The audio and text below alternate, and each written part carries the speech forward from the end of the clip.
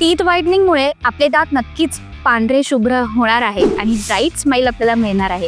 पण मी usually teeth whitening recommend नाही करत, कारण त्याचे डिसएडव्हान्टेजेस बरेच आहेत. एकतर ही प्रोसिजर आपल्या डाएटवरती डिपेंड करते.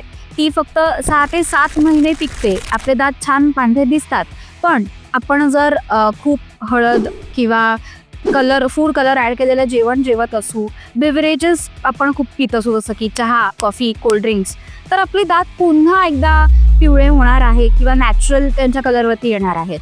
दुसरी एक सगळ्यात महत्त्वाची गोष्ट म्हणजे टीथ व्हाईटनिंग केल्यानंतर अनेकांना सेन्सिटिव्हिटीचा त्रास होतो.